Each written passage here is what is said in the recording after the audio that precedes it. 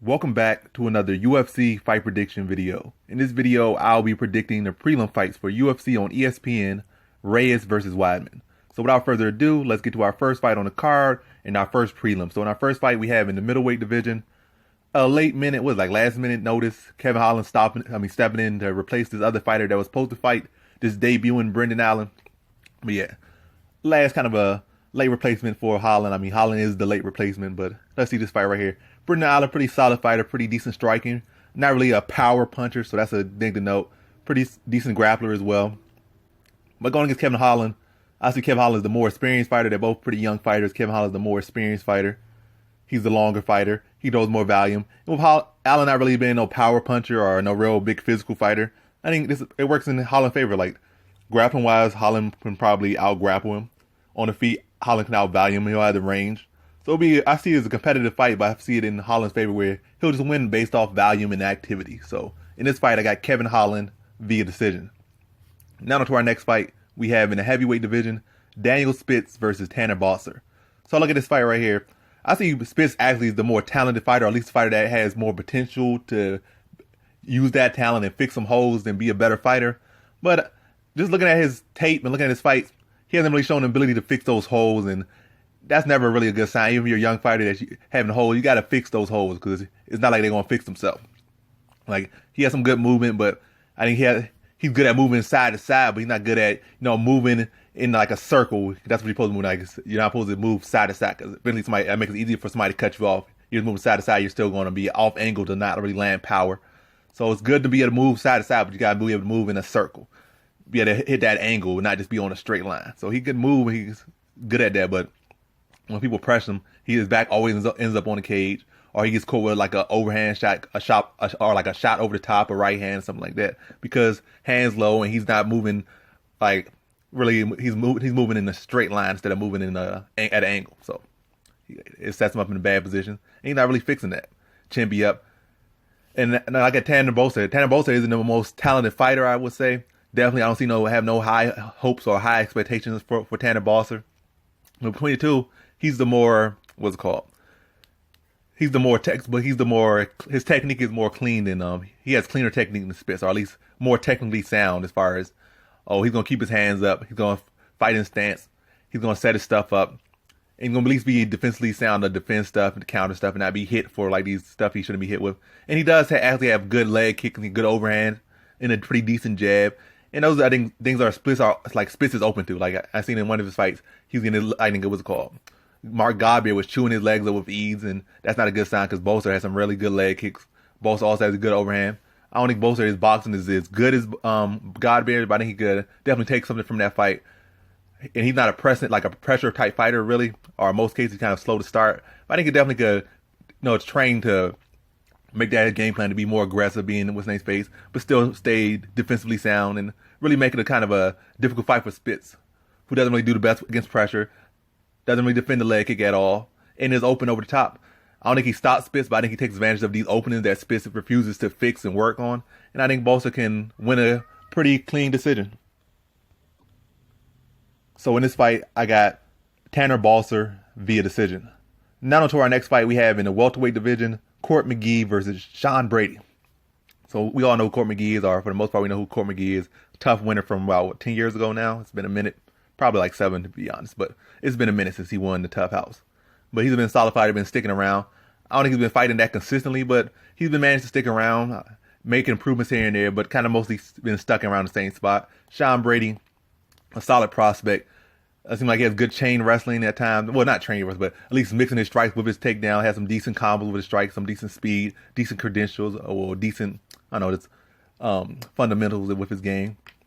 But I'm not really wild about him at the moment. I see he has potential to, build off what he already has and what we've seen. But I'm not really impressed. I think this is a fight where Court McGee can definitely upset. Like, if you think Court McGee is this and that, or he's on the way out, or he's not that impressive. So any guy with any bit of hope of being great or being a solid fighter in the division, you think that they can just beat Court McGee. But I'm not really saying nothing all that amazing. He doesn't really have the most power. He couldn't even finish, what's his name? Colton Smith, who hasn't even looked good in years. That's like the best name on his record, and he took him to the decision after Colton Smith was on a 2-year layoff. So that says a lot. And then look at his wins. He really hasn't beaten anybody.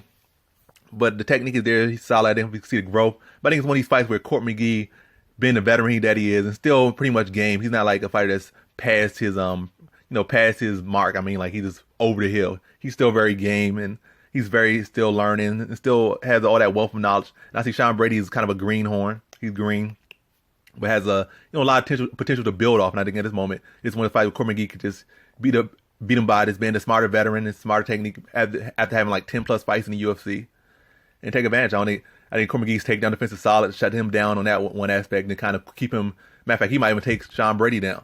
And then as far as defending the takedown, then on the feet, when those fighters like that, like to mix up a lot, they can't really mix it up. Then they start to lose confidence. I think Court McGee plays a lot with that. Maybe defend his takedown, take him down, put him in the clinch, put him against the cage, make him work, tag him. I think Court McGee definitely has a lot more power than a lot of people he fought, a lot better boxing than the people he fought.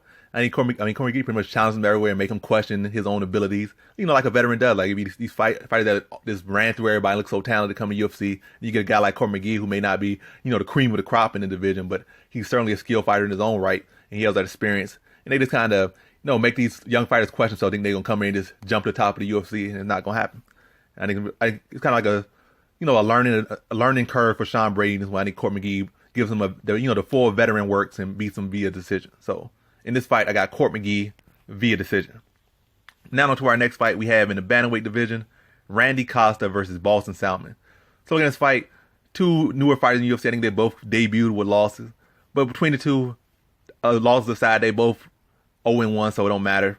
What I see with Randy Costa, he's aggressive. I think he got a good overhand and a good high kick. That's about it. Leaves his chin kind of high up there. Grappling kind of suspect. You got Boston Salmon, more so a striker. Got some solid takedown defense. Okay defensive grappling. I don't think offensively he's all that much to talk about. I don't really think much takedown's going to happen in this fight, really. But striking-wise, I think Boston Salmon just much cleaner with his technique. Randy Costa just, like I said, just overhands and head kick. That's okay at a lower level, but at this level, you gotta really have a consistent jab. You gotta really have control of the range, and be able to set the tone of the fight without just being aggressive. And I think Boston Salmon has that, especially with that amateur background. He's used to fighting skilled level boxers and skilled strikers, and learning to set tones in fights. I don't think Randy Costa really has that. I don't know what background he had or what not, but I don't really see the ability to set tone. I see aggression. I think Boston Salmon just has that more composure, and I think he can slow the fight down, jab him, control range, pick him apart, counter, angle off, and really just school him on the feet. But I think nonetheless, it's probably going to be a exciting fight. But I think Boston Salmon's technique is going to prevail in this one. And I see it going into a decision. So in this fight, I got Boston Salmon via decision. Now to our next fight, we have in the featherweight division, Cal Bochniak versus Sean Woodson. So, and you got a very tall welterweight here. What's he like? No, a very tall featherweight here. I think, was he like 6'2" or something? I don't know, some crazy height. And Bochniak, he like 5'11", 6 feet. I think maybe even 6 feet. I forget where his height is. I'm not going to even Google it, but I know this dude is very tall. And Bochniak is like 5'7". So it's going to be a whole huge height difference. But that can certainly play a factor. I think Bochniak's experience in his overall game is going to prevail in this one. I think Sean wasn't, like he said, we've seen that smooth hit, like flying knee he hit on the Contender Series. We've seen how long he is. We've seen how dangerous he is.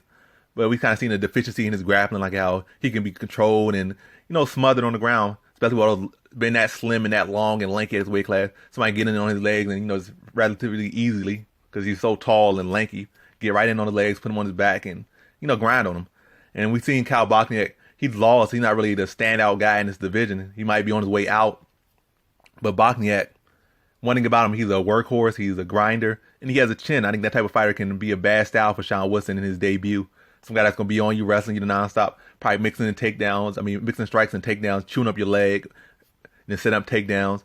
And he could take a good shot on the chin. He's fought a lot of good fighters and has never been finished. He fought Hakeem Dawood, not finished. A real good striker right there, and that didn't finish. Fought Zabit Marasharpo, I can't even say the name, but Zabit, the Beast. He fought he fought the Beast, known as the Beast, and that guy did not finish him. Matter of fact, it was a fight of the night. So he's been there with some dangerous dudes and hasn't been finished. So we know he's tough. He got a good chin on him, some good whiskers, and I think it's one of those fights where stylistically it presents a good opportunity for Bochniak to put on a grinding performance.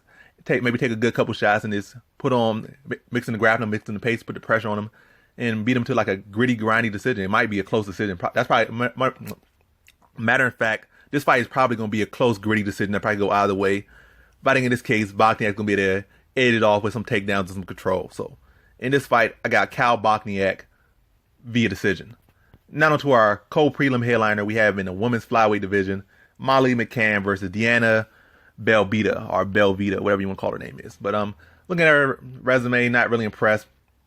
I think she lost to some other fighter that Molly McCann already beat, I think, in her last fight.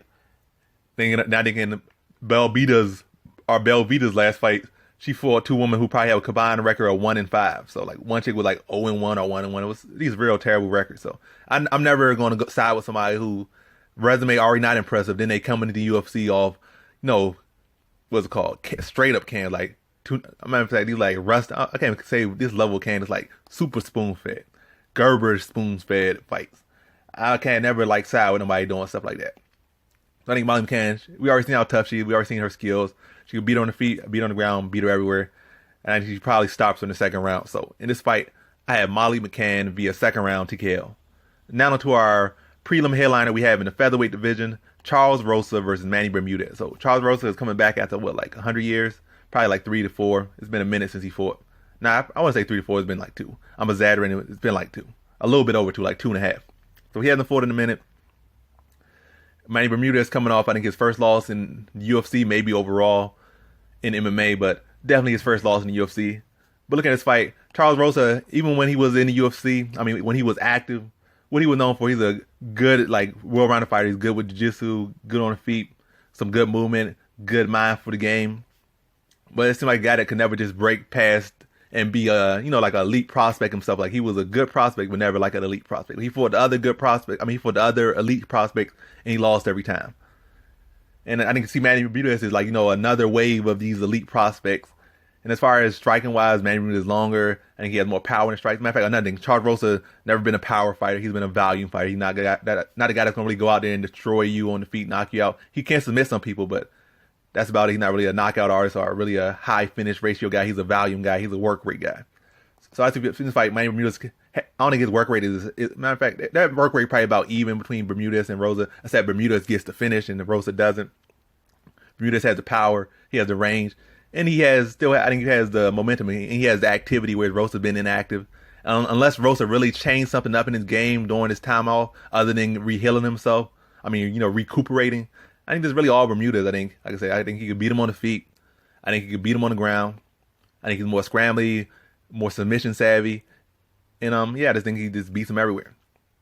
So I think in this fight, probably a good filling out process. Then Bermudez starts to find those marks, start to pick him apart on the feet.